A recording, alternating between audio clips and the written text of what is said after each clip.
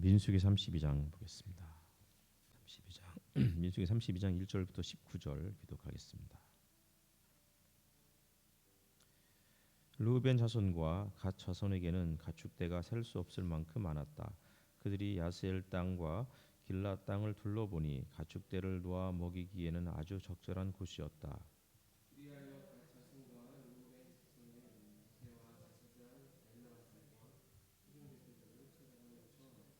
아다롯과 디본과 야스엘과 니무라와 헤스본과 엘르알레와 스밤과 느부와 부오는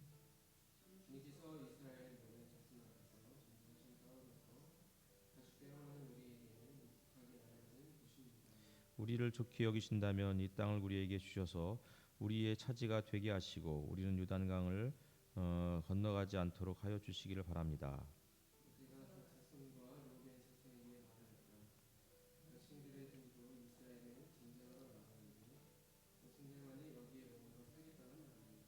이스라엘 자손이 주님께서 주신 땅으로 가려고 하는데 어찌하여 당신들은 동족의 사기를 꺾으시오.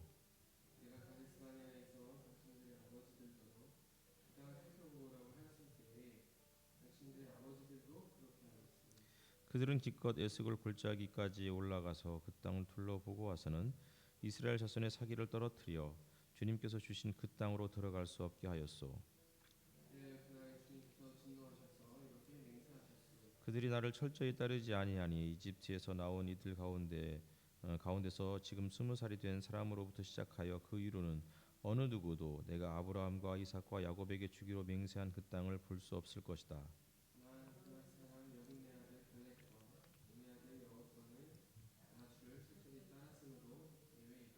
주님께서는 이렇게 이스라엘에게 진노하셔서 주님께서 보시는 앞에서 못된 짓을 한 그 세대 전체가 다 죽을 때까지 40년 동안이나 그들을 광야에서 떠돌게 하셨소.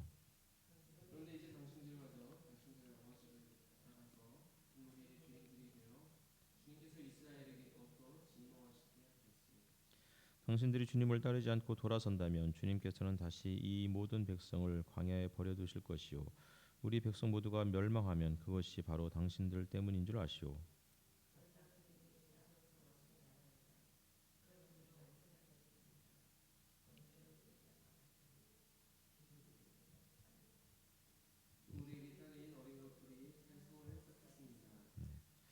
이 땅 원주민들도 있고 하니 우리에게 딸린 어린 것들이 안전하게 머물 수 있도록 성을 단단하게 쌓은 다음에 모두가 무장을 하고 이스라엘 자손의 선발대가 되어 그들이 가야 할 곳까지 그들을 이끌고 가겠습니다.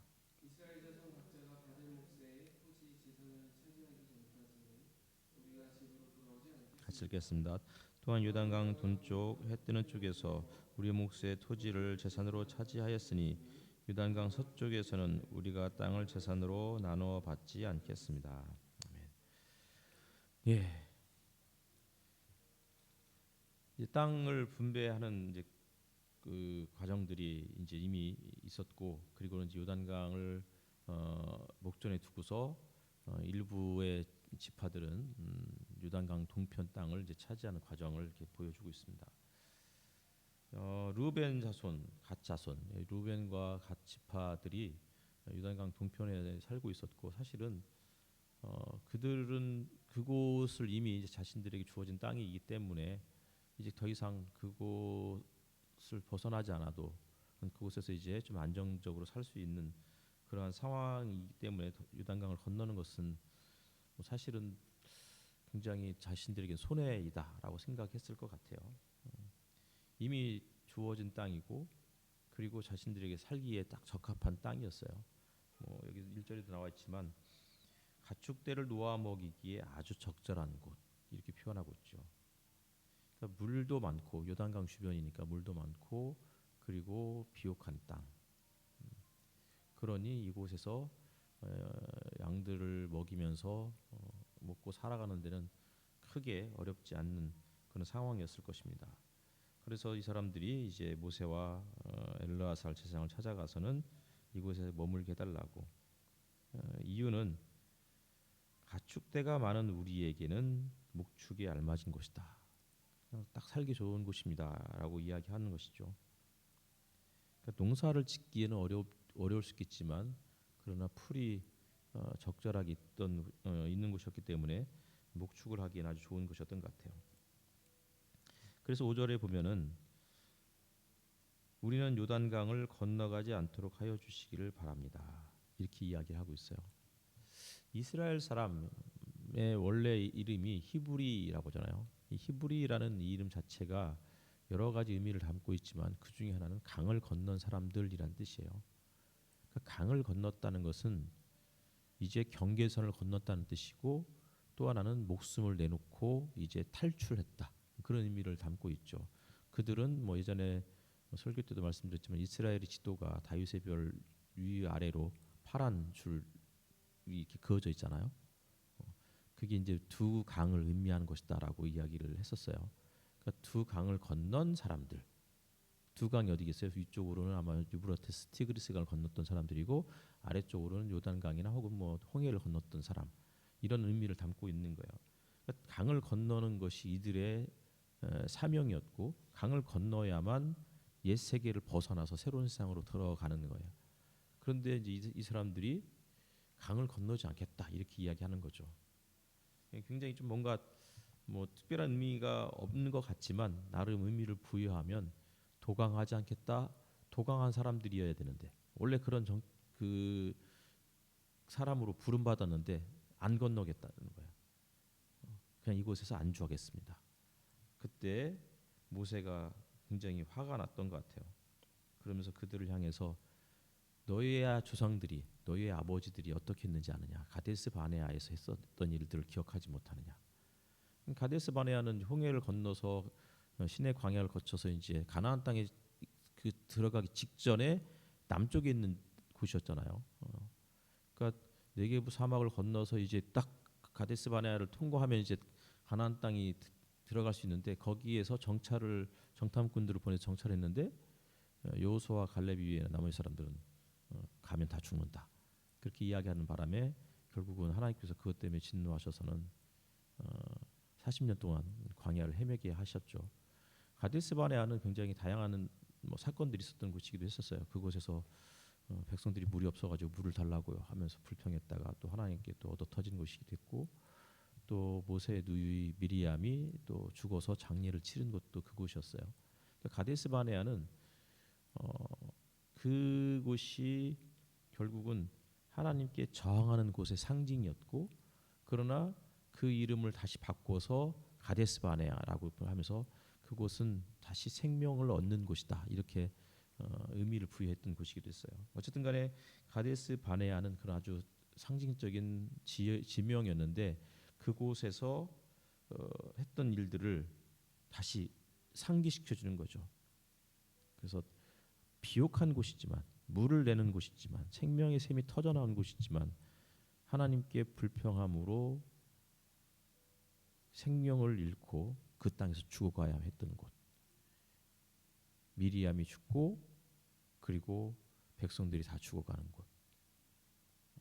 그런 것으로 다시 이제 그것을 떠올리게 하면서 너희도 이제 이 강을 건너지 않는다면 결국은 너희들만이 아니고 다 죽는다.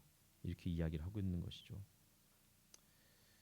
그러면서 하는 이야기가 그들이 나를 철저히 따르지 아니하니 이렇게 11절에 이야기하고 있어요.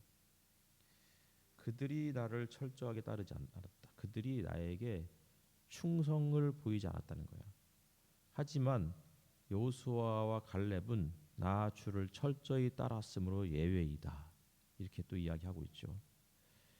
그러니까 결국은 그리스도인의 삶을 살아가는 것은 철저한 순종, 그렇지 않으면 철저하게 따르지 않는 애매한 순종. 이 두 가지로 지금 이야기를 하고 있어요. 물론 뭐 늘 우리가 철저하게 따를 수는 없어요. 그런데 철저하게 따라야 될 때가 있는 거죠. 이제 가나안에 입성할 때 거기에서는 애매하게 해서는 안 되는 거예요. 요단강을 건너지 않아도 그냥 우리는 여기서 먹고 살 수 있습니다라고 말하는 이 르우벤과 갓 자손에게 모세가 했던 이 단호한 이야기, 철저하게 따를 것인가, 철저하게 따르지 않을 것인가. 철저하지 않은 애매하게 따를 것이냐. 뭐 이런 식의 이제 두 부류로. 그런데 모세는 그들을 향해서 애매한 입장을 취하는, 그들을 향해서 못된 짓을 한 그 세대와 견주어서 이야기하고 있는 거예요. 못된 짓을 한 그 세대. 14절에서도 당신들 아버지들을 따라서 같은 무리의 죄인들이 되어. 그래서 주님을 따르지 않는다면, 주님을 따르지 않고 돌아선다면, 다시 말하면 요단강을 건너지 않는다면 이 모든 백성이 광야에서 다시 버림받게 될 것이다.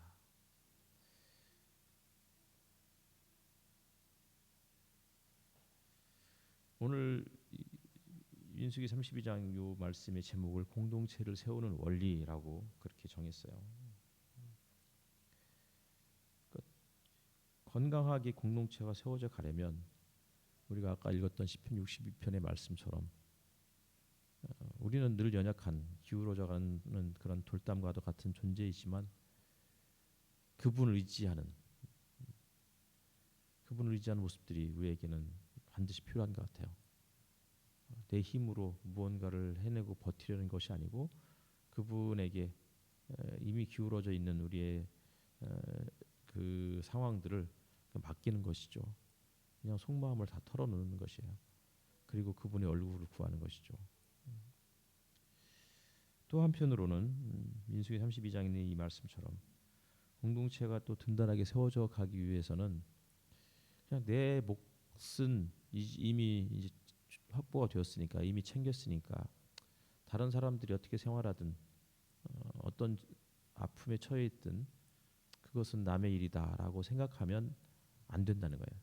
공동체가 세워져 가기 위해서는, 든든하게 세워져 가기 위해서는 내 몫의 일을 뿐만 아니라 그 이상의 것을 또 감당해야 될 상황들이 있는 거죠. 요단강을 건너야 되고 함께 건너가서 자기 백성들을 자기 동족들을 위해서 함께 싸우는 그런 모습들까지도 반드시 필요한 거예요. 그래서 모세는 무장한 채로 주님 앞에서 요단강을 건너라 이렇게 이야기를 해요. 지금은 싸움의 전시 체제이니 그러니 무장한 채로 강을 건너야 돼. 강을 건널 때는 좀 홀가분하게 건너고 싶지만 모세는 무장한 채 건너라 이렇게 요청하고 있는 것이죠. 그러니까 꿈이 있는 교회가 건강하게 세워지려면 이런 모습들이 필요할 것 같아요. 함께 기도해야 되고 함께 속마음을 털어놓아야 하고 그리고 그분의 얼굴을 구해야 되고 권세, 힘뿐만 아니라 한결같은 사랑도 주님의 것이라고 그렇게 고백하면서 그렇게 함께 다독이는 거죠. 기울어져가는 나보다 더 기울어져가는 더 그런 형제 자매가 있다면 또 그를 또 격려해주고 함께 주님 앞에 기도하자고 이렇게 이야기해주는 것이 필요하고 그러면서 또 하나는 그들을 위해서 싸워주는 것도 필요한 거죠. 그러면 나는 어떻게 되느냐라고 할 때 이 르우벤과 갓 자손들이 했던 이야기가 무엇이었느냐면 아직 자기들의 그 땅에는 여전히 가나안 원주민들이 살고 있으니까 그들로부터 자신들의 가족들을 어린 자녀들을 안전하게 머물 수 있는 성을 또 쌓을 수 있는 시간도 달라고 그렇게 요청을 해요. 이게 되게 중요한 거예요. 그러니까 내 삶을 또 내팽개치고 자기 동족들을 위해서 싸우는 그러다 보면 내 가정이 내 공동체가 무너지니까 내 공동체가 든든히 세워져 가기 위해서는 또 견고한 안전한 성이 필요한 거잖아요. 그 성을 쌓았는데 시간을 달라고 요청을 해야 되고 또 그러면서 또 한편으로는 또 함께 또 나아가야 되는 거죠. 두 가지가 다 같이 병행이 돼야 된다라고 생각이 들어요. 그래서 내 삶도 돌아보고 또 형제 자매 일도 돌아보고 그래서 자기 일을 돌아볼 뿐만 아니라 다른 사람들의 일도 돌아보아 뭐죠? 그 다음이 나의 기쁨을 충만하게 하라. 히브리서 말씀이잖아요. 자기 일을 돌아볼 뿐만 아니라 다른 사람들도 돌아볼 수 있는 그러한 모습들이 우리 교회 안에 넘쳐났으면 좋겠습니다. 그래서 든든하게 세워지는 그런 교회가 되었으면 좋겠습니다. 우리 아까 불렀던 이 찬송 한 번만 더 하고 그리고 기도하도록 하겠습니다. 우리 불을